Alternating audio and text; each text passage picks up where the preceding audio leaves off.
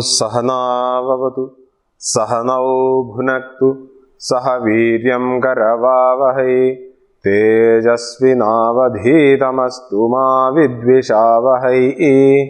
ओम शांति शांति शांतिः। हरिः ओम श्री गुरुभ्यो नमः। हरिः ओम। ओम समस्त जन कल्याणे निरतं करुणामयं नमामि चिन्मयं देवं सद्गुरुं ब्रह्म विद्वरं। मूकं करोति वाचालं पंगुं लंघयते गिरिं यत्कृपातमहं वन्दे परमानन्दमाधवं परमानन्दमाधवम्।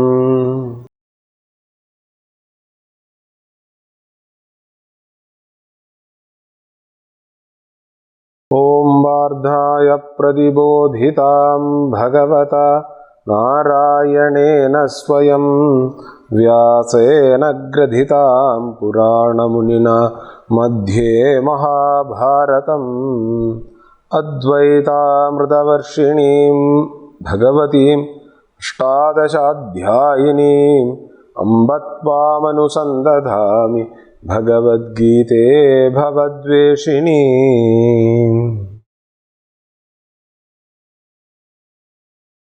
ഹരി ഓം. എവർക്കും നമസ്കാരം. നമ്മൾ ഭഗവത്ഗീതയിലെ വളരെ പ്രധാനപ്പെട്ട ഒരു ഭാഗമാണ് കണ്ടുകൊണ്ടിരിക്കുക. അതെന്താ വളരെ പ്രധാനപ്പെട്ട ഭാഗം എന്ന് പറയാൻ കാര്യം ഈ ഭാഗത്തിനെയാണ് വിശദീകരിച്ച് കൊണ്ടുവരുന്നത്. അതിനേക്കാളുപരി ഈ ഭാഗമാണ് എൻ്റെ ഒരു വേദാന്ത ശാസ്ത്രത്തിൻ്റെയും അതല്ലെങ്കിൽ ഭഗവത്ഗീതയുടെ തന്നെയും ബീജം എന്നാണ്. ഇവിടുന്ന് തുടങ്ങിയത് അർജുനന്റെ ദുഃഖം, അർജുനന്റെ ദുഃഖത്തിൽ നിന്ന് അർജുനന്റെ ദുഃഖത്തിനുള്ള യഥാർത്ഥ മരുന്ന്, അതായത് മോഹത്തിനുള്ള യഥാർത്ഥ മരുന്ന് ജ്ഞാനം നൽകി.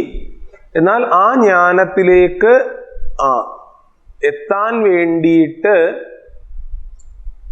ഉള്ള അല്ലെങ്കിൽ അതിലേക്ക് ഘടിപ്പിക്കാനുള്ള, അതിലേക്ക് ചേർക്കാനുള്ള യോഗമായിട്ട് കർമ്മയോഗത്തിനെ കൊണ്ടുപോകും. ഇതാണ് നമ്മൾ കണ്ടുകൊണ്ടിരുന്നത്. അതായത് സാഖ്യയോഗത്തിന് അധികാരിത്വം ഉണ്ടാക്കാൻ വേണ്ടിയിട്ട് കർമ്മയോഗത്തിനെ കണ്ടു. അപ്പൊ ടെക്നിക്കലി കർമ്മയോഗം ഈ അധ്യായത്തിലാണ് കൃത്യമായിട്ട് പറഞ്ഞു പോവുക. പേര് കർമ്മയോഗം എന്നെല്ലാം പറഞ്ഞിട്ട് അടുത്ത അധ്യായത്തിൽ വരുന്നുണ്ടെങ്കിൽ കൂടെയും ടെക്നിക്കലി കർമ്മയോഗത്തിനെ വിശദീകരിക്കുന്ന അധ്യായം ഇതാണ് എന്നാ. ഓക്കെ, അപ്പോൾ നമ്മൾ എന്ത് ചെയ്യും? കർമ്മയോഗത്തിനെ കണ്ടു. അപ്പോൾ ആദ്യം കർമ്മം എന്താണ് എന്ന് കണ്ടു, കർമ്മത്തിന്റെ പ്രശ്നങ്ങൾ കണ്ടു, കർമ്മയോഗത്തിന്റെ ഗുണങ്ങൾ കണ്ടു. എന്നിട്ട് തെറ്റിദ്ധരിക്കരുത്, എന്താണ് കർമ്മഠന്മാരുടെ കർമ്മവുമായിട്ട് ഇതിനെ തെറ്റിദ്ധരിക്കരുത് എന്നുള്ള കാര്യങ്ങളൊക്കെ കണ്ടു. അതിനുശേഷം നമ്മള് കർമ്മയോഗത്തിന്റെ അല്ലെങ്കിൽ യോഗത്തിന്റെ രണ്ട് ഡെഫിനിഷൻസ് കണ്ടു. യോഗ കർമ്മസു കൗശലവും സമത്വം യോഗ ഉച്ചതയും. ഈ രണ്ട് കാര്യങ്ങൾ നമ്മൾ കണ്ടതിന് ശേഷം ഇത് കർമ്മയോഗത്തിനെ പറ്റി കണ്ടു. എന്നിട്ട് ഏറ്റവും അവസാനം കർമ്മയോഗത്തിന്റെ ആ ഒരു ക്രക്സ് എന്താണ് നമ്മൾ കണ്ടു. കർമ്മണ്യേവ അധികാരസ്തേ മാ ഫലേഷു കഥാചന എന്ന് പറയുന്ന ആ വളരെ പ്രശസ്തമായിട്ടുള്ള, ചില ആൾക്കാർ കുപ്രസിദ്ധി എന്നെല്ലാം പറയുമെങ്കിൽ കൂടെയും സത്യത്തിൽ ഏറ്റവും പ്രശസ്തമായിട്ടുള്ള, ഏറ്റവും ഗംഭീരമായിട്ടുള്ള ആ ഒരു ശ്ലോകവും നമ്മൾ കണ്ടായിരുന്നു. ഇനി നമ്മൾ വീണ്ടും നമ്മുടെ ടോപ്പിക്കുകളിലേക്ക് പോവാം. ഓക്കെ, ഇതിൻ്റെ അകത്ത് ഇടയ്ക്കുള്ള ശ്ലോകങ്ങളൊന്നും കളയാനില്ലാത്തതുകൊണ്ടാണ് ശ്ലോകം ബൈ ശ്ലോകം നമ്മൾ പിടിച്ചുകൊണ്ടിരുന്നത്. ഇനി ഈ കർമ്മയോഗത്തിന്റെ ഫലം എന്താണെന്ന് നമ്മൾ ഇന്ന് കാണും. കണ്ടതിന് ശേഷം വളരെ പ്രധാനമായിട്ടുള്ള വേറൊരു കാര്യങ്ങളാണ്. എന്താ പ്രധാനപ്പെട്ട കാര്യം? ഒന്ന് കർമ്മയോഗത്തിന്റെ ഫലം, അത് നമ്മൾ കാണും. അതിനുശേഷം നമ്മുടെ ആചാര്യന്മാര് ഈ പഠിപ്പിക്കുന്നത് അല്ലെങ്കിൽ ഈ പറഞ്ഞു വെക്കുന്ന, ഈ ചർച്ച ചെയ്യുന്ന കാര്യങ്ങളെ വളരെ മെത്തോഡിക്കലായിട്ടാണ് നമ്മുടെ മുമ്പിലേക്ക് പ്രസന്റ് ചെയ്യുന്നത്. അപ്പൊ അവരെന്ത് ചെയ്യുന്ന വെച്ചാൽ, ഒരു തിയറി പറഞ്ഞതിന് ശേഷം ഈ തിയറിയിൽ കൂടെ കടന്നു വന്ന ഒരാളെ നമ്മുടെ മുമ്പിൽ ഒരു എക്സാമ്പിൾ ആയിട്ട് എടുത്ത് കാണിക്കും. അത് അവരുടെ ഒരു രീതിയാണ്. ഓക്കെ, കാര്യം എന്താ വെച്ചാൽ അങ്ങനെയുള്ള ഒരു എക്സാമ്പിൾ ഉണ്ടെങ്കിൽ നമുക്ക് ഇൻസ്പയർഡ് ആയിട്ട് അതേപോലെ അവരെ കണക്ക് പണിയെടുത്തിട്ട് എന്ത് കിട്ടുള്ളൂ, നമുക്ക് ആ ഒരു ആളെ പോലെ ആകാൻ പറ്റുള്ളൂ.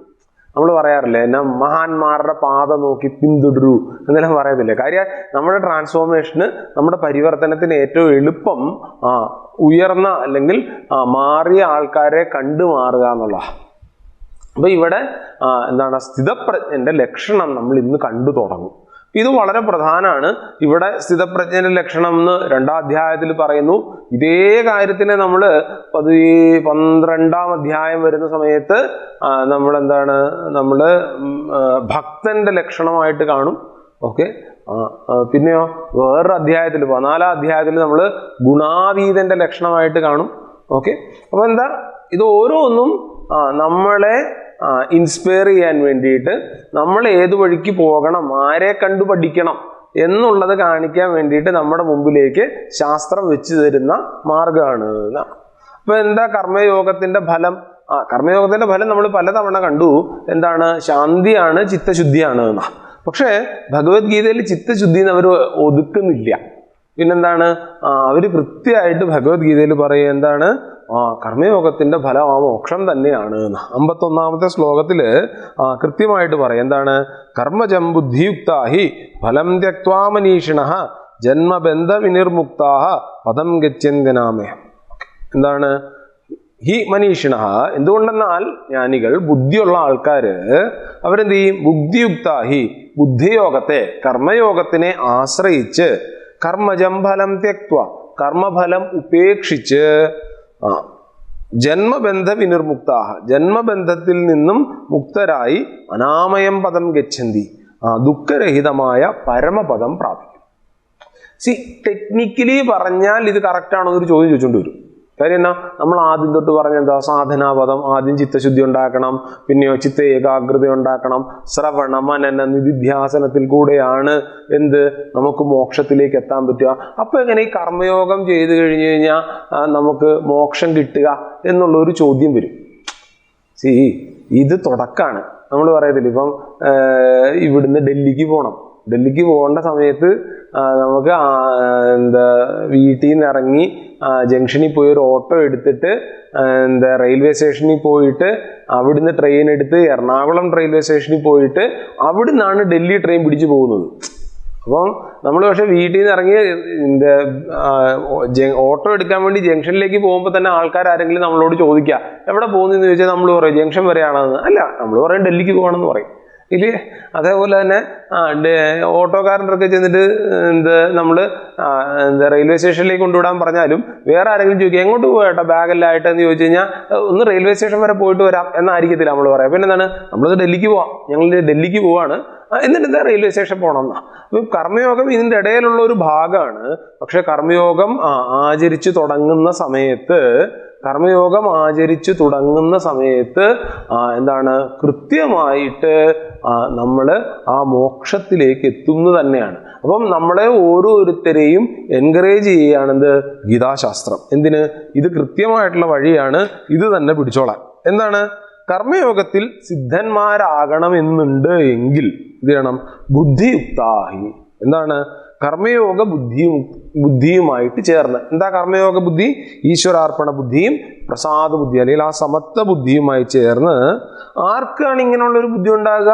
മനീഷിണഃ, ബോധമുള്ള ആൾക്കാർ. അവരെ ഈശ്വരാർപ്പണ ബുദ്ധിയും പ്രസാദ ബുദ്ധിയോടുകൂടി ലോകത്ത് കർമ്മം ചെയ്യുകയുള്ളൂ. ഓക്കെ, അങ്ങനെയുള്ളവർ അവർക്ക് എന്ത് കിട്ടും? അവര് കർമ്മജം ഫലം ത്യക്ത്വ, അവര് കർമ്മജം ഫലം, പല രീതിയിൽ ആചാര്യന്മാർ ഇതിനെ കാണും. കർമ്മത്തിൽ നിന്നുണ്ടാകുന്ന ഫലം, അതായത് ഒന്ന് സുകൃത ദുഷ്കൃതം എന്ന് പറയും, പുണ്യപാപം നമ്മൾ പറയില്ലേ, ഇതിനെ ത്യജിക്കും.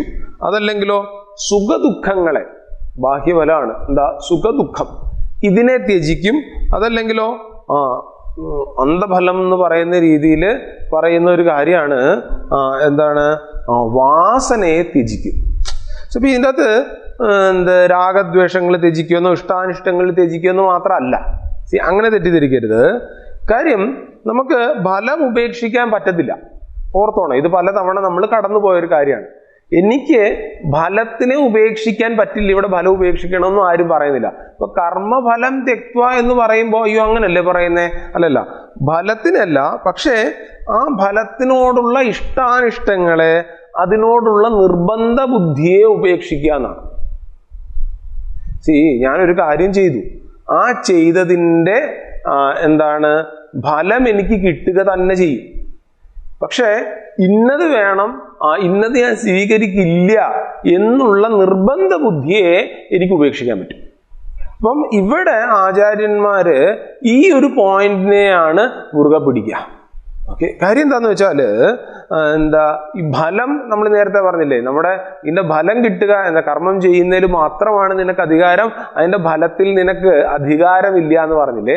അധികാരമില്ല എന്നുള്ളതിനെയാണ് നമ്മൾ അവകാശമില്ല എന്ന് മാറ്റിയത്. അങ്ങനല്ല, നമുക്ക് കർമ്മഫലത്തിൽ പിടിയില്ല, പക്ഷെ ഒരു കാര്യത്തിൽ പിടിയുണ്ട്. എന്താണ്? എന്ത് തന്നെ കർമ്മഫലം വന്നാലും അതിനോടൊരു നിർബന്ധ ബുദ്ധി ഇല്ലാതെ ഇടപെടാനുള്ളൊരു സ്വാതന്ത്ര്യം നമുക്കുണ്ട്. ഇവിടെ ബുദ്ധിയുള്ള ആളുകൾ, മനീഷ്ണികൾ, അവരെന്ത് ചെയ്യും? അവര് ഈ കർമ്മജം ഫലം തെക്വ, ഇവര് ഈ കർമ്മത്തിൽ നിന്നുണ്ടായിട്ടുള്ള ഫലത്തിനെ ത്യജിക്കും. അതായത് ഈ ഒരു സുഖദുഃഖങ്ങളെ ത്യജിക്കുക എന്ന് പറയുമ്പോൾ വീണ്ടും തെറ്റിദ്ധരിക്കാൻ പാടില്ല. എന്താണ്? ഒരു സുഖവും ജീവിതത്തിൽ ഒരു തരത്തിലുള്ള ഒരു സുഖവും നേടാതെ കണ്ട, ഇന്നലെ ക്രിസ്മസിന്റെ വെക്കേഷൻ ആയിട്ടും ഒരു പാർട്ടിക്കും പോവാതെ അങ്ങനത്തെ പരിപാടിയല്ല. നമ്മൾ പെട്ടെന്ന് ഈ ഒരു രീതിയിലേക്ക് നമ്മൾ കണ്ടീഷൻ ആകും. ജീവിതത്തിലുള്ള ഒരു സുഖവും സന്തോഷവും അനുഭവിക്കാതിരിക്കുക, അങ്ങനല്ല. പിന്നെയോ നിർബന്ധ ബുദ്ധി ഇല്ലാതെ എന്ത് തന്നെ വന്നാലും സന്തോഷത്തോടുകൂടി സ്വീകരിക്കുന്ന ആറ്റിറ്റ്യൂഡിലേക്ക് പോവാം.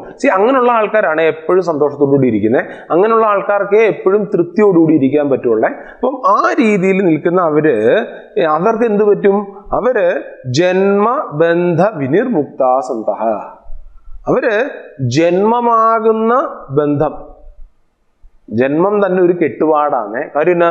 എന്തോ ജനിച്ചു കഴിഞ്ഞാൽ ഈശ്വര ഭയങ്കര പ്രശ്നമാണ്. ഒരു പ്രശ്നമില്ല സ്വാമി എന്ന് ആരെങ്കിലും പറയുകയാണെങ്കിൽ പറയാം, നിങ്ങൾ ഒന്നുകൂടെ ഒന്ന് ജനിച്ചു നോക്കിക്കേ, ആലോചിച്ച് നോക്കിയേ. LKG മുതൽ പഠിച്ചു വരുന്ന കാര്യമല്ല, ആലോചിച്ച് നോക്കിയേ. എനിക്കിത് ആലോചിക്കാൻ കൂടെ വയ്യ. കാര്യം ഇപ്പം നമുക്കൊരു സ്വാതന്ത്ര്യമുണ്ട്, ക്ലാസ്സിൽ പോകണ്ട. ക്ലാസ് എടുക്കാൻ വരുന്ന സമയത്താണെങ്കിൽ ക്ലാസ് എടുക്കണ്ടെന്ന് തോന്നി ഒരു മെസ്സേജ് അയച്ചാൽ മതി, ഇന്ന് ക്ലാസ് ഇല്ല, ഇന്നും ക്ലാസ് ഇല്ല എന്നൊരു മെസ്സേജ് അയച്ചു കഴിഞ്ഞാൽ സമാധാനമായി. അങ്ങനെയാണോ? വീട്ടിലിരിക്കാൻ പറ്റുമോ? അമ്മ അപ്പം കിഴിക്ക് നമ്മളെ പറഞ്ഞു വിടും. അല്ലെങ്കിലോ LKGയിലോ UKGയിലോ 1ാം ക്ലാസ്സിലോ പോകുന്നതിന്റെ കഥയല്ല ഈ പറയുന്നത്. അതിനു മുമ്പ് അമ്മയുടെ ഗർഭപാത്രത്തിൽ കിടന്നതും ശങ്കരാചാര്യ സ്വാമികൾ പറയും, എന്നാ മലമൂത്രങ്ങൾക്കിടയിൽ ജീവിച്ചിട്ടാണ് 9 മാസം നമ്മൾ തള്ളി നീക്കുന്നതെന്നാ. അത് കഴിഞ്ഞിട്ട് നമ്മൾ കടന്നു പോകാത്ത പ്രശ്നങ്ങളൊന്നുമില്ല. അതായത് നമുക്ക് എന്തെങ്കിലും ഒരു കാര്യം മറ്റേ ആൾക്കാരോട് കമ്മ്യൂണിക്കേറ്റ് ചെയ്യണം എന്നുണ്ട് എങ്കിൽ കൂട്ടർ ഒറ്റ മാർഗ്ഗം അറിയത്തില്ല, എന്ന് പറഞ്ഞ് കരയും.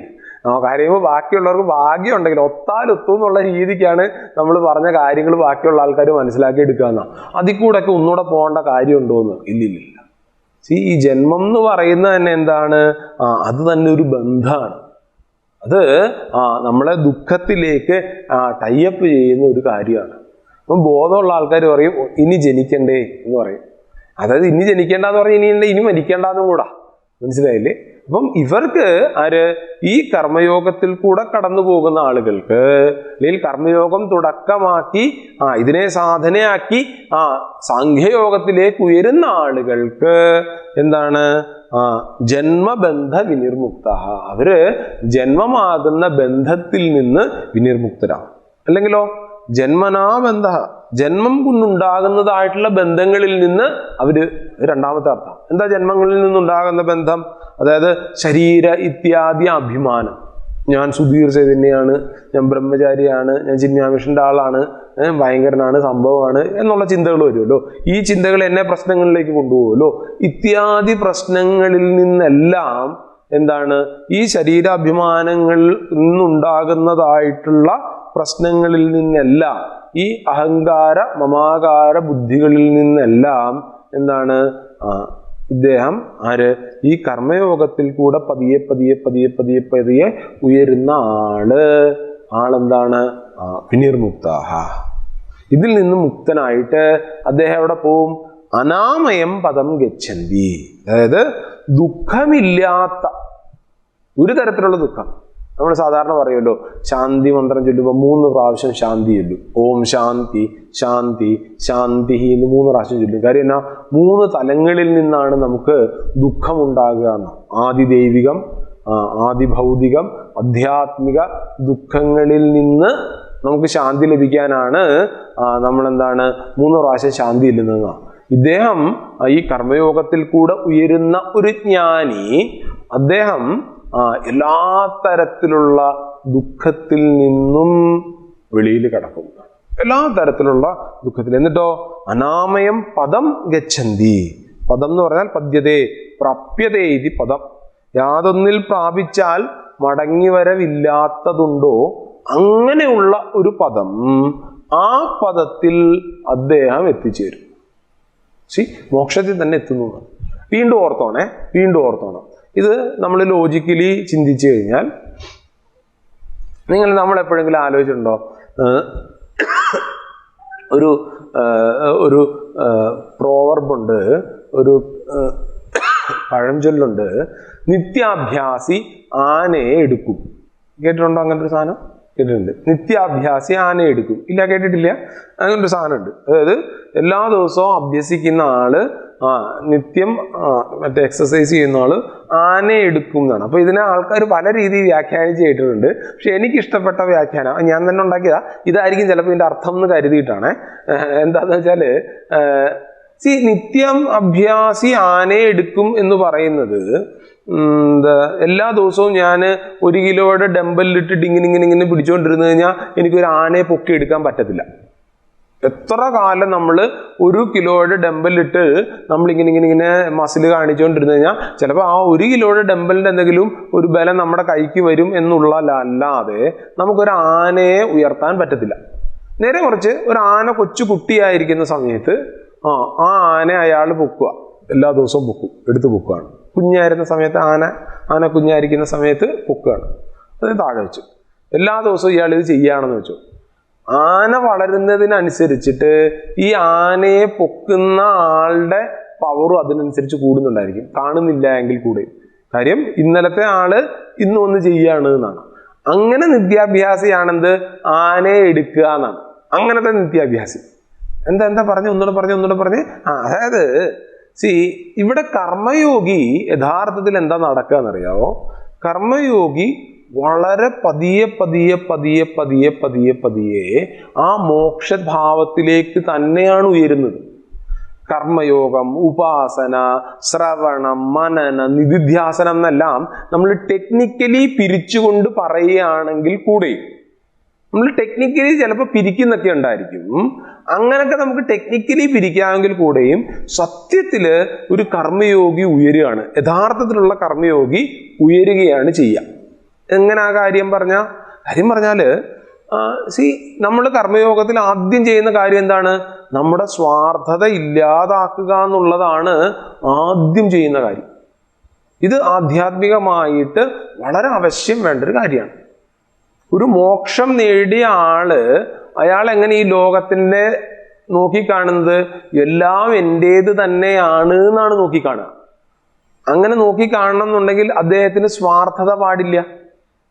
അത് മോക്ഷം കിട്ടിയതിന് ശേഷം ടക്ക് എന്ന് പറഞ്ഞിട്ട് സ്വാർത്ഥത ഇല്ലാതായി പോയതല്ല. പിന്നെന്താണ്? കർമ്മയോഗിയുടെ ഭാഗമായിരിക്കുന്ന സമയത്തെ അദ്ദേഹത്തിന്റെ സ്വാർത്ഥത കുറച്ച് കൊണ്ടുവന്നിട്ടുണ്ട്. മനസ്സിലായില്ലേ? മോക്ഷം നേടിയ ആളെ പറ്റി നമ്മൾ പറയുന്നത് എന്താണ്? അദ്ദേഹം എല്ലാ കാലവും സന്തോഷത്തോടുകൂടി ഇരിക്കും എന്നാണ് പറയുക. ആണോ അല്ലേ? അതെ, അതാണ് മോക്ഷത്തിനെ പറ്റി പറയുന്നില്ല. ആനന്ദ സ്വരൂപിയാണ് എന്നാ. ഇവിടെ കർമ്മയോഗിയായിട്ടിരിക്കുന്ന സമയത്ത് തന്നെ സുഖത്തിനെയും ദുഃഖത്തിനെയും ഒരേപോലെ കാണാൻ പരിശീലിച്ചു വന്നേക്കുന്ന ഒരാളാണ്. അല്ലാതെ ഈ മോക്ഷം എന്ന് പറയുന്നത് നമ്മൾ പെട്ടെന്ന് മനസ്സിൽ വിഷ്വലൈസ് ചെയ്യുമല്ലോ, ടപ്പ് മോക്ഷം കിട്ടി, പെട്ടെന്ന് എല്ലാം ഇങ്ങനെ മാഞ്ഞു പോയി, അങ്ങനത്തെ ഒരു പരിപാടിയല്ല എന്ന്. പിന്നെയോ നമ്മൾ കാലങ്ങളായി ചെയ്ത സാധന. എന്താ സാധന? ഈ രീതിയിൽ എൻ്റെ ലോകത്തിനോടുള്ള ഇടപെടലിനെ ഞാൻ അഡ്ജസ്റ്റ് ചെയ്ത് കൊണ്ടുവരുന്നതാണ് ആ സാധന. പൂജ്യ ഗുരുദേവൻ പറയും, ഞാൻ സ്വാമിജി പറയും, alert vigilant living itself ഈ സാധന. ഗുരുദേവന്റെ പൂജയ്ക്ക് എന്താ സാധന? ഗുരുദേവൻ പറയും, alert vigilant living itself ഈ സാധന. Alert living, vigilant living itself ഈ സാധന. ഈ അലേർട്ടിന്റെയും വിജിലൻസിന്റെയും രണ്ടിന്റെ അർത്ഥം ഒന്ന് തന്നെയാണല്ലോ. അതെ അതെ അതെ അതെ, രണ്ടും ജാഗ്രതയോടുകൂടി ഇരിക്കണം എന്നാണ്. പിന്നെ എന്തിനാ 2 പ്രാവശ്യം പറഞ്ഞത്? ക്യാച്ച് പിടിച്ചു എന്ന് പറയുന്ന കണക്കാണോ? അല്ല അല്ല അല്ല അല്ല. കാര്യം എന്താ വെച്ചാൽ, ഒന്ന്, ഞാൻ ലോകത്തിനോട് അല്ലെങ്കിൽ ലോകത്തിലേക്ക് എന്തു കൊടുക്കുന്നു എന്നുള്ളതിൽ ഞാൻ അലേർട്ടായിട്ടിരിക്കണം. അതേപോലെ ലോകത്തിൽ നിന്ന് എന്ത് ഞാൻ എടുക്കുന്നു എന്നതിൽ ഞാൻ അലേർട്ടായിട്ടിരിക്കണം. അപ്പൊ കൊടുക്കുന്നതിലും എടുക്കുന്നതിലും അലേർട്ടായിട്ട് ജീവിക്കുന്നത് തന്നെ സാധനയാണ് എന്നാ. എന്താ എന്താ എന്താ ഒന്നുകൂടെ പറയൂ. അതായത് ഞാൻ എങ്ങനെ ലോകത്തിനോട് ഇടപെടുന്നു എന്നുള്ളതിൽ ഞാൻ ജാഗ്രതയോടിരിക്കണം. അതേപോലെ ലോകം എന്നോട് ഇടപെടുമ്പോൾ അതിനെ ഞാൻ എങ്ങനെ സ്വീകരിക്കുന്നു എന്നതിനോടും ഞാൻ ജാഗ്രതയോടുകൂടി ഇരിക്കണം.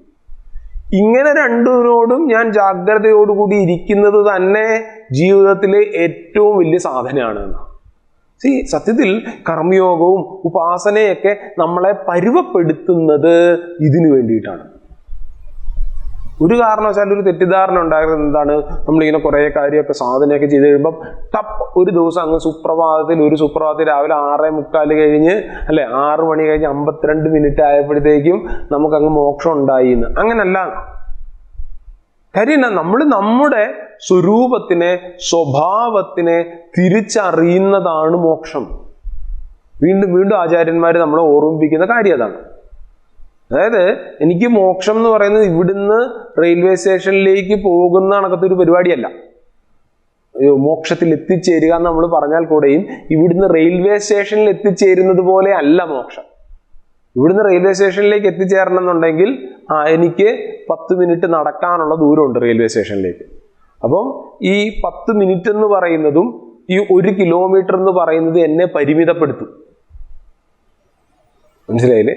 നല്ല മഴയുണ്ട്, റോഡിൽ മുഴുവൻ വെള്ളം കെട്ടിക്കിടക്കുകയാണ്, ഭയങ്കര ബ്ലോക്കും കൂടെ ആണെങ്കിൽ ഈ 10 മിനിറ്റിൽ എനിക്ക് റെയിൽവേ സ്റ്റേഷനിൽ എത്തിച്ചേരാൻ പറ്റത്തില്ല. അപ്പൊ ആ ബ്ലോക്കും കൂടെ എന്നെ പരിമിതപ്പെടുത്തും. മനസ്സിലായില്ലേ? പക്ഷെ മോക്ഷം എന്ന് പറയുന്ന അങ്ങനെയല്ല. കാര്യം എന്നാ, ഇതെന്റെ സ്വഭാവമാണ്, എൻ്റെ സ്വരൂപമായതുകൊണ്ട് തന്നെ ഞാൻ റെഡി ആയാൽ, ഞാൻ ക്ലിയർ ആയാൽ അപ്പൊ എനിക്ക് തിരിച്ചറിയാൻ പറ്റുന്ന. രാവിലെ നമ്മളിങ്ങനെ ഉണർന്ന് എഴുന്നേറ്റിട്ട് ഞാൻ ആരാണ്, കണ്ണാടി പോയി നോക്കിയിട്ട് ആരാണ് ഞാൻ ഓർത്തിട്ട് സുധീർ ചൈതന്യ, അങ്ങനെ എനിക്കൊരു സമയം എടുക്കേണ്ട കാര്യം വരുന്നുണ്ടോ? ഇല്ല. ഞാൻ എഴുന്നേൽക്കുന്നത് തന്നെ എന്താണ്? സുധീർ ചൈതന്യ എന്നുള്ള അഹങ്കാരത്തോടു കൂടിയാണ്. അഹങ്കാരം എന്ന് പറഞ്ഞാൽ മലയാളത്തിലെ അഹങ്കാരമല്ല, അഹം എന്നുള്ള ആ ബോധത്തോടു കൂടിയാണ് ഞാൻ. ഇതിനെ ഞാൻ എന്താണ് അൺവേണ്ടി ചെയ്തിട്ട് ഞാൻ ആനന്ദസ്വരൂപിയാണ് എന്ന് പറഞ്ഞ് എഴുന്നേൽക്കുകയാണ്. എഴുന്നേൽക്കുമ്പോഴാണ് അത് മോക്ഷമായി മാറുക. വീണ്ടും ഇതിനെ നമ്മൾ തെറ്റിദ്ധരിക്കാൻ പാടില്ല. എന്താണ്, ചില ആൾക്കാരുണ്ട്, അവരുടെ പേര് പറയാറില്ല, ഞാനെന്ന് പറയില്ല. കണ്ടുണ്ടോ? സ്വാമിക്ക് വിശക്കുന്നു എന്ന് പറയുക. ആരാ സ്വാമി? അത് ഞാൻ തന്നെയാണ്. പക്ഷെ സ്വാമി ഞാനെന്ന് പറയാൻ പാടില്ല എന്നെല്ലാം ചില പഠിച്ചളയും. മനസ്സിലായില്ലേ? അങ്ങനെ ബാക്കിയുള്ളവരെ കാണിക്കാൻ വേണ്ടിയിട്ടുള്ള ഒരു ഭാവത്തിനെ പറ്റിയിട്ടല്ല ഇവിടെ പറയാം. യഥാർത്ഥത്തില് തോന്നുകയല്ല, ബോധത്തോടു കൂടി അനുഭവിക്കുകയാണ് ഞാൻ ആനന്ദസ്വരൂപിയാണ്, ദുഃഖമില്ലാത്തവനാണ് എന്നതാണ് ആ അനാമയം പദം. അതിലൊരു പ്രാവശ്യം എത്തിക്കഴിഞ്ഞാൽ പിന്നെ നമുക്ക് തിരിച്ച് ഒരുതില്ല. ഒരു പ്രാവശ്യം ഞാൻ ആരാണ് എന്നറിഞ്ഞു കഴിഞ്ഞാൽ പിന്നെ എനിക്ക് അതിൻ്റെ അകത്തുനിന്ന് ഒരു തിരിച്ചു വരവില്ല എന്നാ. മനസ്സിലായി? ഈ പദത്തിലേക്ക് കർമ്മയോഗം എത്തിക്കും. കർമ്മയോഗം തുടക്കാണ്. ഈ തുടക്കത്തിൽ കൂടെ നമ്മളെ ഫൈൻ ട്യൂൺ ചെയ്ത് നമ്മൾ എന്താണ് ഉയരുമ്പോൾ ഏറ്റവും അവസാനം കർമ്മയോഗത്തിൽ കൂടെ നമ്മൾ എത്തുന്നത് ആ അനാമയം പദത്തിലേക്ക് തന്നെയാണ്. ഓക്കെ, ശരി. നമ്മള് 4-ാം അധ്യായം 5-ാം അധ്യായമൊക്കെ ചർച്ച ചെയ്യുന്ന സമയത്ത്, ഭഗവത്ഗീതയിലെ 4-ാമത്തെ 5-ാമത്തെ അധ്യായം ചർച്ച ചെയ്യുന്ന സമയത്ത് നമ്മൾ 2 തരം സന്യാസത്തിനെ പറ്റി പഠിക്കും. ഞാനെങ്കിലും ഇപ്പോഴൊരു ഇൻട്രൊഡക്ഷൻ പറയാണ്. ആ സമയത്ത് നമ്മൾ ഒന്നുകൂടെ കാണും. എന്താ 2 തരം സന്യാസം? വിദ്വത് സന്യാസവും വിവിധിഷാ സന്യാസവും എന്ന് പറയും. എന്താ വിദ്വത് സന്യാസം? രസമാണ്. എന്താ വിദ്വത് സന്യാസം എന്ന് പറഞ്ഞു കഴിഞ്ഞാൽ, അവര് ചില സമയത്ത് സന്യാസത്തിൻ്റെ ഇതായിട്ടുള്ള ബാഹ്യലിംഗങ്ങളൊന്നും വേണ്ടി വരില്ല. അവർ യഥാർത്ഥത്തിൽ സന്യാസത്തിൻ്റെ സ്വരൂപമായിട്ടുള്ള ജ്ഞാനവും വൈരാഗ്യവും അവരിൽ പൂർണ്ണമായിട്ട് വിളങ്ങും. നമ്മളിപ്പോൾ ഒരാളെ സന്യാസി എന്ന് വിളിക്കുന്നത് എങ്ങനാ? നമ്മൾ സന്യാസി എന്ന് വിളിക്കുന്നത് അയാളുടെ വേഷവും താടിയൊക്കെ കണ്ടിട്ടാണ്, അയാളുടെ പേരൊക്കെ കേട്ടിട്ടാണ് നമ്മൾ വിളിക്കുക. പക്ഷെ സത്യത്തിൽ ഒരാളെ സന്യാസി ആക്കുന്നത് എന്താണ്? ഈ ഇതെന്റെ മഞ്ഞയാണ്, ഞാൻ ബ്രഹ്മചാരിയാണ്, കാവ്യ വസ്ത്രമുള്ള ഒരു സന്യാസി അദ്ദേഹത്തിന്റെ ബാഹ്യലിംഗമാണ് ഈ കാവ്യവസ്ത്രം. സത്യത്തില് സന്യാസിയാക്കുന്നത് അദ്ദേഹത്തിന്റെ ജ്ഞാനവൈരാഗ്യാദികളാണ്. ജ്ഞാനവും അറിവും, എന്തറിവ്? ആത്മജ്ഞാനവും വൈരാഗ്യവുമാണ് ഒരാളെ സന്യാസിയാക്കാന്ന. അപ്പം ഇത് വിദ്വത് സന്യാസമുണ്ട്. അതായത് അവര് ഓട്ടോമാറ്റിക്കലി ഉയർന്നു കഴിയുന്ന സമയത്ത്, സന്യാസം എന്ന് പറഞ്ഞാൽ സമ്യക് ന്യാസമാണ്, അതായത് നല്ല രീതിയിൽ ഉപേക്ഷിക്കുന്നതിനെയാണ് സന്യാസം എന്ന് പറയുക. അപ്പൊ ഇവര് നല്ല രീതിയിൽ ഉയർന്നു കഴിയുമ്പോൾ ഓട്ടോമാറ്റിക്കലി ഇവർ ഈ വേൾഡിനെ ഉപേക്ഷിക്കും. എന്താ ഒന്നുകൂടെ പറഞ്ഞേ. അതായത് നമ്മൾ ആരെങ്കിലും ഇപ്പോൾ 1ാം ക്ലാസ്സിൽ 2ാം ക്ലാസ്സിൽ നമ്മുടെ കയ്യിൽ ഉണ്ടായിരുന്ന കളിപ്പാട്ടം പിടിച്ചുകൊണ്ട് നടക്കാറുണ്ടോ? ഇല്ല. നമ്മൾ അതിനെ സന്യസിച്ചു. ഇല്ലില്ല സ്വാമി, എനിക്ക് അതിനോട് ഇപ്പോഴും ഒരു ക്രേസ് ഉണ്ട്. അത് കാരണം ഞാൻ വീട്ടിലെ ഷെൽഫിൽ അതൊക്കെ സൂക്ഷിച്ചു വെച്ചിട്ടുണ്ട്. അതല്ലെങ്കിൽ മറ്റേ ഏതോ ഒരു സിനിമയ്ക്കകത്ത് ഉർവശി പറയുന്ന കണക്ക്, എനിക്ക് ആദ്യമായി മറ്റേ കുഞ്ഞിപ്പല്ലുകൾ വന്നപ്പോൾ ആദ്യമായി തേച്ച ബ്രഷാണിത് എന്ന് പറഞ്ഞിട്ട് ഒരു സിനിമയ്ക്കകത്ത് കാണിക്കത്തില്ലേ, ജയറാമുമായിട്ടുള്ള സിനിമയിൽ? അതേ കണക്കല്ല. നമ്മൾ വളർന്ന സമയത്ത് ഓട്ടോമാറ്റിക്കലി നമ്മൾ പല കാര്യങ്ങളും ഉപേക്ഷിച്ചിട്ടുണ്ട്. കളിപ്പാട്ടങ്ങൾക്ക് നമുക്കിപ്പം പണ്ടത്തെ കണക്കത്തെ ഒരു സ്നേഹമില്ല, മമത ഇല്ല. പണ്ട് ടെഡി ബിയർ കെട്ടിപ്പിടിച്ചേ കിടന്നുറങ്ങുക, അല്ലെങ്കിൽ പാവ കെട്ടിപ്പിടിച്ചേ കിടന്നുറങ്ങുമായിരുന്ന നമ്മള് ഇപ്പൊ എന്തുട്ട് പാവ? നമ്മൾ നമ്മുടെ മക്കളെ തന്നെ നോക്കിയാൽ മതി. ഓക്കെ, 5ാം ക്ലാസ്സിലോ അല്ലെങ്കിൽ 2ാം ക്ലാസ്സിലോ 3ാം ക്ലാസ്സിലോ ചെയ്തുകൊണ്ടിരുന്ന കാര്യമല്ല 10ാം ക്ലാസ്സിൽ പഠിക്കുന്ന പിള്ളേർ ചെയ്യുന്നത്. അവരന്ന് ഭയങ്കരമായിട്ട് കൈ പിടിച്ചുകൊണ്ടിരുന്ന സാധനങ്ങളൊന്നും ഇന്നവർ ഓട്ടോമാറ്റിക്കലി തന്നെ ഡ്രോപ്പ് ചെയ്യുന്നുണ്ട്. ഓട്ടോമാറ്റിക്കലി ഈ ഡ്രോപ്പിങ് നടക്കും. അങ്ങനെ ഇവര് സാധനയിൽ കൂടെ കർമ്മയോഗം, ഉപാസന, ശ്രവണമന്ന നിധിധ്യാസനം ഒന്നും മറ്റേ ടെക്നിക്കലി പഠിക്കുന്നതല്ല. പിന്നെ അവരറിയേണ്ട കാര്യം അറിഞ്ഞ് അതിലവർക്ക് ബോധ്യം ഉണ്ടാകുന്ന സമയത്ത് ഓട്ടോമാറ്റിക്കലി ഇവര് ഈ ലോകത്തിന് ഉപേക്ഷിക്കും.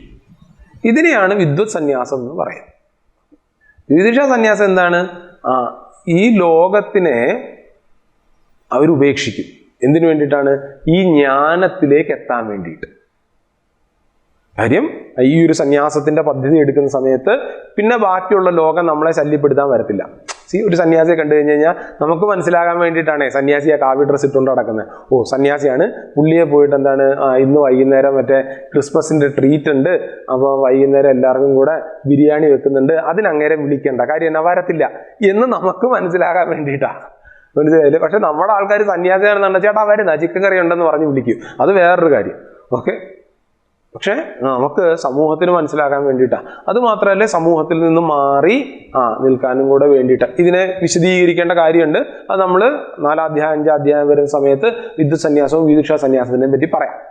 ഞാനിത് പറഞ്ഞു വന്ന കാര്യം എന്താന്ന് വെച്ചാൽ, ഓക്കെ, ഇവിടെ വിദ്വത് സന്യാസത്തിനെ പറ്റി പറഞ്ഞില്ലേ, എങ്ങനെയാണ്? ഓട്ടോമാറ്റിക്കലി ഉയരുന്ന സമയത്ത് ഓട്ടോമാറ്റിക്കലി ലോകം അവരെ വിട്ടു പോകും. ഓക്കെ, അപ്പം ഇവിടെ നമ്മൾ ഒരു തോട്ട് ഫ്ലോയാണ് കാണുന്നത്. എന്താ? കർമ്മയോഗത്തിനെ പറ്റി പതുക്കെ അതിൽ കൂടെ ഉയർന്നു വരുന്ന ഒരാള് ഈ ലോകത്തിന് ഉപേക്ഷിക്കാൻ വേണ്ടിയിട്ട് ഈ ലോകത്തിന് ഉപേക്ഷിക്കാൻ വേണ്ടിയിട്ട് റെഡിയാകല്ല, അയാൾ ഈ ലോകത്തിന് ഉപേക്ഷിക്കും. ഓക്കെ, അയാള് ഈ ലോകത്തിനെ ഉപേക്ഷിക്കും. ഓക്കെ, അതാണ് ഇതിൻ്റെ അകത്ത് നടക്കുന്നൊരു കാര്യം. അപ്പം ഇവിടെ നമ്മൾ കാണാൻ പോകുന്ന കാര്യം എന്താണെന്ന് വെച്ചാൽ, അങ്ങനെയുള്ളൊരു സിദ്ധനെ, അതായത് ആ ലക്ഷ്യത്തിലേക്കെത്തിയ ഒരു സിദ്ധനെ ഇവിടെ ആചാര്യന്മാര് കൃത്യമായിട്ട് ഉദാഹരണമാക്കി എടുക്കും. എങ്ങനെ? ആ മോക്ഷത്തിലെത്തിയ ഒരു സിദ്ധനെ, ഈ ലോകത്തിന് ഉപേക്ഷിച്ച സിദ്ധനെ കൃത്യമായിട്ട് ആചാര്യന്മാര് ഉദാഹരണമാക്കി നമ്മുടെ മുമ്പിലേക്ക് വെക്കും. അപ്പം ആചാര്യന്മാർ പറയുന്ന ഒരു സ്റ്റേറ്റ്മെന്റ് ഉണ്ട്, സിദ്ധസ്യ ലക്ഷണാനി സാധകസ്യ സാധനാനി. സിദ്ധന്മാരുടെ ലക്ഷണം എന്ന് പറയുന്നത് സാധകന്മാർക്ക് സാധനയാണ്. നമ്മൾ പറയും, എനിക്കൊരു നല്ല ടീച്ചർ ആകണം എന്ന് ആഗ്രഹം ഉണ്ടെങ്കിൽ ഞാൻ എന്ത് ചെയ്യണം? ഞാൻ ആരെ കണ്ടുപഠിക്കണം? ഞാൻ നല്ലൊരു ബിസിനസ്സുകാരനെ കണ്ടുപഠിക്കണം. അല്ലല്ല, ഞാൻ ആരെ കണ്ടുപിടിക്കണം? ഞാൻ നല്ലൊരു ടീച്ചറിനെ കണ്ടുപിടിക്കണം. ഓക്കെ, അതേപോലെ എനിക്ക് മോക്ഷത്തിലേക്ക് ഉയരണം എന്നുണ്ട് എങ്കിൽ ഞാൻ ആരെ കണ്ടുപിടിക്കണം? ഞാൻ തീർച്ചയായിട്ടും ആരെ കണ്ടുപിടിക്കണം? ഞാൻ ആ മോക്ഷത്തിലേക്ക് എത്തിയ ഒരാളെ കണ്ടുപിടിക്കണം. അപ്പോൾ അതാണ് ഇനി വരുന്ന കുറച്ച് ശ്ലോകങ്ങളിൽ നമ്മൾ കാണാൻ പോവാം.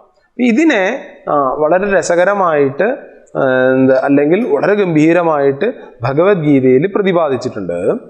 ഈ പോർഷനെ സ്ഥിതപ്രജ്ഞ ലക്ഷണം എന്നാണ് ഭഗവത്ഗീതയിൽ പറയുക. ഓക്കെ, സ്ഥിതപ്രജ്ഞ ലക്ഷണം. ചില സമയത്ത് എന്ത് ചെയ്യുന്നു വെച്ചാൽ നമ്മൾ ഈ സ്ഥിതപ്രജ്ഞ ലക്ഷണം മാത്രം ഒരു യജ്ഞത്തിൻ്റെയൊക്കെ ഭാഗമായിട്ട് എടുക്കുക. ഒരു 18 ശ്ലോകങ്ങളിലാണ് ഈ സ്ഥിതപ്രജ്ഞ ലക്ഷണം നിൽക്കുക. ഓക്കെ, അപ്പൊ എന്താ സ്ഥിതപ്രജ്ഞ ലക്ഷണം? സ്ഥിതപ്രജ്ഞ ലക്ഷണം എന്ന് പറയുന്നത് ഒരു സ്ഥിതപ്രജ്ഞന്റെ, ഒരു മുക്തപുരുഷന്റെ, ഒരു മോക്ഷപുരുഷന്റെ അദ്ദേഹത്തിന്റെ ലക്ഷണമാണ്. കാര്യം എന്താ? കാര്യം അർജുനന് സംശയം ഉണ്ടാവും. ഈ പറഞ്ഞ പോലെ ഇളകാതെ ദുഃഖമില്ലാത്ത അവസ്ഥയിൽ ഒരാൾക്ക് നിൽക്കാൻ പറ്റുമോ എന്നത് ഒരു സംശയം ഉണ്ടാവും. നമുക്കങ്ങനെ സംശയം ഉണ്ടായോ? ഞങ്ങൾക്ക് അങ്ങനെയൊന്നും ഇല്ല സ്വാമി, ഞങ്ങളിത് കേൾക്കാറൊക്കെ ഉള്ളൂ, അങ്ങനെ സംശയമൊന്നും ഇല്ലാന്ന്. ഇല്ല. അർജുനന് ഈ സംശയം ഉണ്ടാകാനുള്ള കാരണം എന്താണെന്ന് വെച്ചാൽ അർജുനനും അങ്ങനെ ആകണം എന്ന് ആഗ്രഹമുണ്ട്. ഓക്കെ, മോക്ഷപുരുഷനാകണം അല്ലെങ്കിൽ മുക്തപുരുഷനാകണം, മോക്ഷത്തിലേക്ക് ഉയരണം എന്നത് അർജുനനും ഒരു ആഗ്രഹമായത് കൊണ്ട് അർജുനൻ എന്ത് ചെയ്യും? അർജുൻ ഇതൊരു സംശയമായിട്ട് വരും. അർജുനൻ ഒരു ചോദ്യം ചോദിക്കും. എന്താ ചോദ്യം? 54-ാമത്തെ ശ്ലോകത്തിൽ ചോദിക്കും, അർജുന ഉവാച സ്ഥിതപ്രജ്ഞസ്യ കാ ഭാഷ സമാധിസ്തസ്യ കേശവ സ്ഥിതതീ കിം പ്രഭാഷേത കിമാസീത വ്രജേത കിം. എന്താണ്? അല്ലയോ ഭഗവാനെ, സമാധിസ്ഥനായ സ്ഥിതപ്രജ്ഞന്റെ ലക്ഷണം എന്താണ്? അയാൾ എങ്ങനെ സംസാരിക്കും, എങ്ങനെ സ്ഥിതി ചെയ്യും, എങ്ങനെ സഞ്ചരിക്കും? ഓക്കെ, ഇത് പ്രധാനമായിട്ടും 2 പോർഷൻസ് ആയിട്ടാണ് ആചാര്യന്മാർ ഇതിനെ എടുക്കുക. എന്താണ് നമ്മൾ ഇന്ന് കാണാം? പറ്റുന്നുണ്ടെങ്കിൽ നമ്മൾ ഒരു ശ്ലോകം കൂടെ നമ്മൾ ഇന്ന് കാണാൻ ശ്രമിക്കും. എന്താണ്? ഭാഷ എന്ന് പറഞ്ഞു കഴിഞ്ഞാൽ ഡിസ്ക്രിപ്ഷൻ എന്നാണ്. അപ്പം ആ ഡിസ്ക്രിപ്ഷൻ എന്താണ്? ഇവിടെ ഭാഷ എന്നതുകൊണ്ട് പറയുക വിവരിക്കുന്നതാണ് ഭാഷ. അതുകൊണ്ടാണ് ഭാഷയെ ഭാഷയായത്. എന്താണോ വിവരിക്കുന്നത് അതാണ് ഭാഷ എന്നാണ്. ഓക്കെ, അപ്പം ഇവിടെ സ്ഥിതപ്രജ്ഞന്റെ ഭാഷ എന്താണെന്നാണ് ചോദ്യം. എന്താണ് സ്ഥിതപ്രജ്ഞന്റെ ഭാഷ? അല്ലയോ ഇവിടെ ഭാഷ എന്ന് പറയുമ്പോൾ ലക്ഷണം എന്നാണ്, ഡിസ്ക്രിപ്ഷൻ എന്നാണെങ്കിലും നമ്മൾ പെട്ടെന്ന് ഇതിനെ മലയാളത്തിലേക്ക് തർജ്ജമ ചെയ്ത് കഴിഞ്ഞാലോ? മലയാളത്തിൽ തർജ്ജമ ചെയ്യാൻ പാടില്ല എങ്കിൽ കൂടെ സ്ഥിതപ്രജ്ഞൻ സംസാരിക്കുന്ന ഏത് ഭാഷയിലാണെന്ന്. അപ്പോൾ നമ്മൾ ചിന്യാമിഷനിൽ സാധാരണ ഒരു തമാശ പറയും, സ്ഥിതപ്രജ്ഞൻ മലയാളിയാണ്, മലയാളമാണ് സ്ഥിതപ്രജ്ഞന്റെ ഭാഷ എന്ന് പറയും. അത് വെറുതെ പറയുന്നില്ല. കാര്യം നമുക്കറിയാം സ്ഥിതപ്രജ്ഞന്മാർ, അത് ശങ്കരാചാര്യ സ്വാമികളായിക്കോട്ടെ, തപോവൻ സ്വാമിജി ആയിക്കോട്ടെ, ചിന്മയാനന്ദ സ്വാമി ആയിക്കോട്ടെ, ഇവരൊക്കെ മലയാളികളാണെന്ന്. മനസ്സിലായില്ലേ? അതുകൊണ്ട് നമ്മൾ പറയും സ്ഥിതപ്രജ്ഞൻ ആരാണ്? സ്ഥിതപ്രജ്ഞന്റെ ഭാഷ മലയാളമാണ് എന്ന് നമ്മൾ സാധാരണ ചിന്മയാമിഷനിൽ ഒരു തമാശ പറയാറുണ്ട്. സംസ്കൃതമാണോ ഭാഷ? അങ്ങനത്തെ ഭാഷയെ പറ്റി അല്ല, ലാംഗ്വേജിനെ പറ്റി അല്ല ചോദിക്കുക. പിന്നെയോ സ്ഥിതപ്രജ്ഞനെ എങ്ങനെയാണ് വിവരിക്കുക? എങ്ങനെ അയാളുടെ ഡിസ്ക്രിപ്ഷൻ എന്താണ്? എങ്ങനെ വിവരിക്കാൻ പറ്റും? പിന്നെയോ സ്ഥിത എന്ന് പറഞ്ഞാൽ എന്താണ്?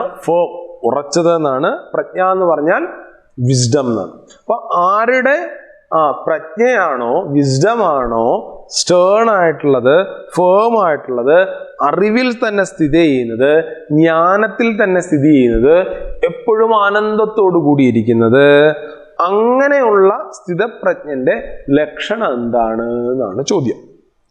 അപ്പം ഇവിടെ ശ്രീകൃഷ്ണനോടാണ് ചോദിക്കുന്നത്. കാര്യം എന്താ? കാര്യം ഭഗവാന് ഇത് പറഞ്ഞു തരാൻ പറ്റുള്ളൂ. കാര്യം ഭഗവാൻ അന്തർയാമിയാണ്, എല്ലാവരുടെ ഉള്ളിലും ഇരിക്കുന്നവനാണ്, ഭഗവാൻ അറിയാം എന്താണ്. ഓക്കെ, ഇനിയോ ഇവിടെ ശ്രദ്ധിച്ചാൽ ടെക്നിക്കലി നമ്മൾ നോക്കിയാൽ 2 ചോദ്യങ്ങൾ നമുക്ക് ഇതിനകത്ത് ഉണ്ടാക്കിയെടുക്കാം. 2 തരത്തിലുള്ള സ്ഥിതപ്രജ്ഞ. അങ്ങനെ 2 തരം സ്ഥിതപ്രജ്ഞന്മാരൊന്നുമില്ല, എങ്കിലും നമുക്ക് പഠിക്കാനുള്ള സൗകര്യത്തിന് വേണ്ടിയിട്ട് മനസ്സിലാക്കുക എന്നാണ്. എന്താണ്? സ്ഥിതപ്രജ്ഞസ്യ കാ ഭാഷ സമാധിസ്ഥസ്യ കേശവ എന്നാണ്. ഓക്കെ, സമാധിയിലിരിക്കുന്ന സ്ഥിതപ്രജ്ഞ. സമാധിയിലിരിക്കുന്ന സ്ഥിതപ്രജ്ഞനുണ്ട്. അപ്പോൾ അങ്ങനെ അല്ലാത്ത സ്ഥിതപ്രജ്ഞനുണ്ടോ? അതായത് സമാധിയുടെ ഓപ്പോസിറ്റ് വിദ്യുതനായിട്ടുള്ള സ്ഥിതപ്രജ്ഞനുണ്ടോ? അത് ഉണ്ടായിരിക്കും. ഓക്കെ, അപ്പം അങ്ങനെയുള്ള സ്ഥിതപ്രജ്ഞ, കർമ്മം ചെയ്യുന്ന സ്ഥിതപ്രജ്ഞൻ കാണും, അങ്ങനെയുള്ള സ്ഥിതപ്രജ്ഞനും കാണും. ഓക്കെ, അങ്ങനെയുള്ള സ്ഥിതപ്രജ്ഞന്റെ അവസ്ഥ എന്താണ്? അതാണ് 2ാമത്തെ പാദത്തിൽ ചോദിക്കുക. എന്താണ്? സ്ഥിതതി കിം പ്രഭാഷേത കിമാസീത വ്രജേതകിം. അപ്പം ആദ്യത്തെ പാദത്തിൽ എന്താണ്?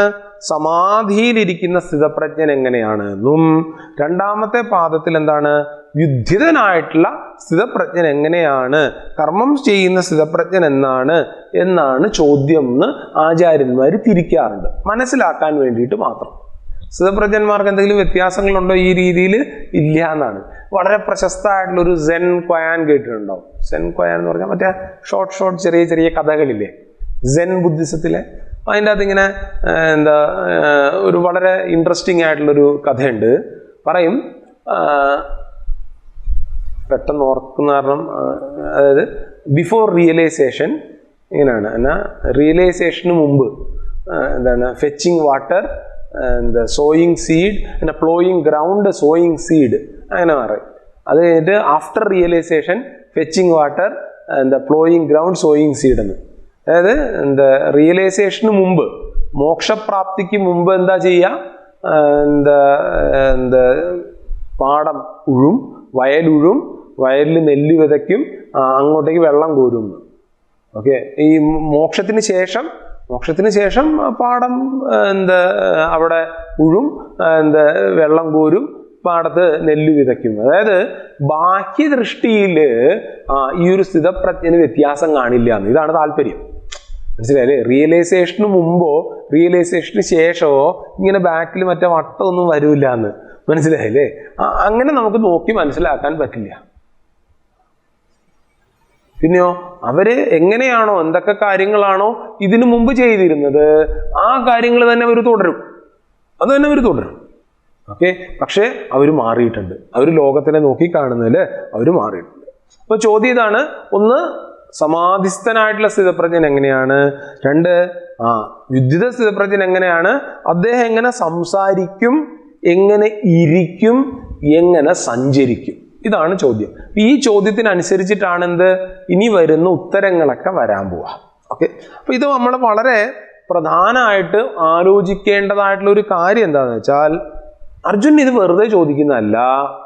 അർജുനന് കൃത്യമായിട്ട് അറിയണം എന്താണ് പുള്ളിയുടെ, അതായത് സ്ഥിതപ്രജ്ഞന്റെ ആക്ഷനും എൻ്റെ ആക്ഷനും തമ്മിൽ എന്തെങ്കിലും വ്യത്യാസമുണ്ടോ, സാമ്യതയുണ്ടോ? അതായത് ഞാൻ ഇങ്ങനെയൊക്കെ ഇരുന്ന് കഴിഞ്ഞാൽ എനിക്ക് സ്ഥിതപ്രജ്ഞനാകാൻ പറ്റുമോ, അല്ലെങ്കിൽ ഞാൻ എങ്ങനെ ഫൈൻ ട്യൂൺ ചെയ്യണം എന്നെ? ഇതൊരു വളരെ പ്രധാനപ്പെട്ട കാര്യമാണ്. 2, എനിക്ക് എങ്ങനെ മനസ്സിലാക്കാം സ്ഥിതപ്രജ്ഞനെ? അപ്പൊ ദൈവത്തെ ഓർത്തൊരു അപേക്ഷയുണ്ട്. എന്താ അപേക്ഷ എന്നറിയാം? നമ്മൾ ഈ സ്ഥിതപ്രജ്ഞ ലക്ഷണം പഠിച്ചതിന് ശേഷം വേറെ ആൾക്കാരെ പോയി നോക്കിയിട്ടു ഇയാൾ സ്ഥിതപ്രജ്ഞ അല്ല എന്ന് തോന്നുന്നു. ഈ സാധനത്തിന് വേണ്ടിയിട്ടല്ല ഈ പരിപാടി നടത്തുന്നത്. മനസ്സിലായല്ലോ? ഞാൻ കൂടുതൽ വിശദീകരിക്കേണ്ട കാര്യമില്ലല്ലോ. കാര്യം നമ്മൾ പെട്ടെന്ന് വേറെ ആൾക്കാരെ ജഡ്ജ് ചെയ്യാൻ തുടങ്ങും. സത്യത്തിൽ ഇത് നമ്മളെ കറക്റ്റ് ചെയ്യുന്നതിനും നമ്മളെ ഉയർത്തുന്നതിനും വേണ്ടിയിട്ടാണ്. ഞാൻ ഈ പറഞ്ഞ കണക്ക് എനിക്ക് എൻ്റെ ജീവിതത്തിൽ ധാരാളം രസകരമായിട്ടുള്ള സൂപ്പർ അനുഭവങ്ങളൊക്കെ ഈ തലത്തിലുണ്ടായിട്ടുണ്ട്. അതായത് ഒന്നാമത്തെ കാര്യം, ഞാൻ സ്ഥിരം ബൈക്കിൽ പോകുന്ന ഒരാളാണ്. അപ്പോൾ ചിലപ്പോൾ ക്ഷേത്രത്തിൻ്റെ എല്ലാം പരിപാടിക്കൊക്കെ പോകുന്ന സമയത്ത് ഈ ബുള്ളറ്റാണ്. മനസ്സിലായില്ല. അനിയൻ്റെ വണ്ടിയാണ്.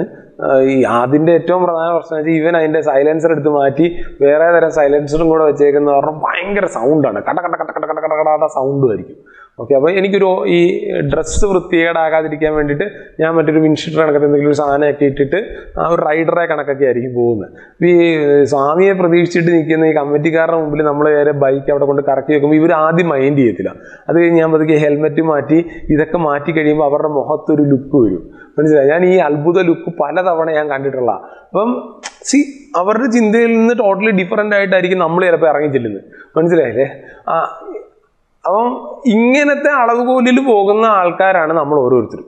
ഓക്കെ, അപ്പോൾ അതിൻ്റെ അപ്പുറത്തെ തമാശ എന്താണെന്ന് വെച്ചാൽ നമ്മളെങ്ങാനും ഒരു സ്ഥിതപ്രജ്ഞൻ്റെ ലക്ഷണം കണ്ടു കഴിഞ്ഞ് കഴിഞ്ഞാൽ ആ ലക്ഷണത്തിൽ പിടിച്ചിട്ട് നമ്മൾ ഇനി ബാക്കിയുള്ള ആൾക്കാരെയൊക്കെ അളക്കാൻ നടന്നു. സുധീർ ചെയ്ത് ഞാൻ സ്ഥിതപ്രജ്ഞനല്ല. ഞാൻ സ്ഥിതപ്രജ്ഞനല്ല, ഉറപ്പാണ്. അങ്ങനെയാണെങ്കിൽ ഞാൻ ഇവിടെ ഇരുന്ന് സംസാരിക്കത്തില്ല ഇപ്പം. ഓക്കെ, ആ പോട്ടെ. അല്ലെങ്കിലോ ഇനി നമുക്കറിയാവുന്ന ഓരോരുത്തർ സ്ഥിതപ്രജ്ഞനാണോ നമ്മൾ ചെക്ക് ചെയ്യാൻ നോക്കും. ഇല്ലില്ല, നമ്മൾ ആ സ്ഥിതപ്രജ്ഞൻ്റെ ലക്ഷണത്തിലേക്ക് ഉയരാൻ വേണ്ടിയിട്ടാണ് ഈ സ്ഥിതപ്രജ്ഞ ലക്ഷണം എന്നുള്ളത് മനസ്സിലാക്കണം എന്നാണ്. അതായത് വിവേകാനന്ദ സ്വാമിജിയുടെ ലൈഫിനെ പറ്റി പറയും. അപ്പം അദ്ദേഹത്തിൻ്റെ അവസാന ദിവസം അത് നോട്ട് ചെയ്ത ആൾ പറയുക, വിവേകാനന്ദ സ്വാമിജി ഇങ്ങനെ കൊറിഡോറിൽ കൂടെ നടക്കുമായിരുന്നു. നടക്കുന്ന സമയം അദ്ദേഹം പറഞ്ഞുകൊണ്ടിരിക്കുന്നു, അത് ഇദ്ദേഹം കേട്ടു എന്നാണ്, ഒരു വിവേകാനന്ദനെ മനസ്സിലാക്കാൻ വേറൊരു വിവേകാനന്ദനെ കഴിയും. ഒരു വിവേകാനന്ദനെ മനസ്സിലാക്കാൻ വേറൊരു വിവേകാനന്ദനെ കഴിയും. അതായത് നമ്മൾ പറയും വിവേകാനന്ദ സർവസ്വം ഒക്കെ നമ്മൾ വായിച്ചിട്ടുണ്ട്, വിവേകാനന്ദ സ്വാമിജിയെ പറ്റി റിസർച്ച് ഒക്കെ ചെയ്തിട്ടുണ്ട്. പക്ഷെ അദ്ദേഹം ആരാണ് എന്ന് മനസ്സിലാക്കാൻ, അദ്ദേഹം എന്താണ് എന്ന് മനസ്സിലാക്കാൻ സാധിക്കില്ല. നമ്മൾ ചിലപ്പോൾ അദ്ദേഹം ഈ ലോകത്തിലെടുത്ത പണിയെ വിശകലനം ചെയ്യും, എങ്കിൽ കൂടെ ആ പണി ഉണ്ടാക്കിയെടുത്തേക്കുന്ന ഒരു വ്യാപ്തി എന്താണെന്ന് പോലും നമുക്ക് നോക്കിക്കാണാൻ പറ്റത്തില്ല. അപ്പോഴാണ് നമ്മൾ വിവേകാനന്ദ സ്വാമിജി ആരാണെന്ന് മനസ്സിലാക്കാൻ പോകുന്നത്. മനസ്സിലായില്ലേ? അതായത് വിവേകാനന്ദ സ്വാമിജിയുടെ വർക്കിന്റെ വ്യാപ്തി അത് എത്ര എത്ര എത്ര എത്ര എത്ര മടങ്ങ് പോയിട്ടുണ്ട് എന്ന് പോലും നമുക്ക് അളക്കാൻ പറ്റത്തില്ല. ഈവൻ ദോ അത് ക്വാണ്ടിഫൈ ആക്കാൻ പറ്റുന്ന ഒരു കാര്യം ആയിക്കൂടെ. ആ സമയത്താണ് ആരാണ് വിവേകാനന്ദ സ്വാമിജി എന്ന് മനസ്സിലാക്കാൻ. അദ്ദേഹം എന്ത് ചെയ്തു എന്നുള്ളതിനൊക്കെ നമുക്ക് വേണമെങ്കിൽ കണ്ടുപിടിക്കാൻ കൂടെ, അതുപോലും നമുക്ക് പറ്റത്തില്ല. ആലോചിച്ചു. ഇവിടെ അദ്ദേഹം ഉദ്ദേശിച്ചത് ഒരു സ്ഥിതപ്രജ്ഞന് മാത്രമേ വേറെ സ്ഥിതപ്രജ്ഞനാവരും. അപ്പൊ നമുക്കൊരു സ്ഥിതപ്രജ്ഞനെ മനസ്സിലാക്കണോ, അളക്കണോ, എന്ത് ചെയ്യണം? നമ്മളൊരു സ്ഥിതപ്രജ്ഞനാവണം. ഒരു സ്ഥിതപ്രജ്ഞനായാൽ നമ്മൾ അളക്കാൻ പോകത്തില്ലേ? അതാണ് ഇതിൻ്റെ അകത്ത് ഏറ്റവും വലിയ ഗുണം. ഓക്കെ, അല്ലെങ്കിൽ ചിന്മയാനന്ദ സ്വാമിജി പറയും, you can find me in my books. Chinmayananda Swami പറയും, I have written more than 40 books. You can find me in my books. അതെങ്ങനെ സ്വാമിജി? അതെ, ഒരു എഴുത്തുകാരനെ അയാളുടെ ബുക്കുകളിൽ നിന്ന് നമുക്ക് തിരിച്ചറിയാം. അങ്ങനെയല്ല കാര്യം. ഗുരുദേവൻ എഴുതിയേക്കുന്ന ബുക്കെല്ലാം എന്താണ്? ആത്മജ്ഞാനത്തിനെ പറ്റിയിട്ടുള്ള ബുക്കാണ്, മോക്ഷത്തിനെ പറ്റിയിട്ടുള്ള ബുക്കാണ്, ഈ ബ്രഹ്മത്തിനെ പറ്റിയിട്ടുള്ള ബുക്കാണ്. ഏത് ബുക്കാണെങ്കിലും ചിന്മയാനന്ദ സ്വാമിയുടെ എല്ലാ കൃതികളും അത് തന്നെ അല്ലേ?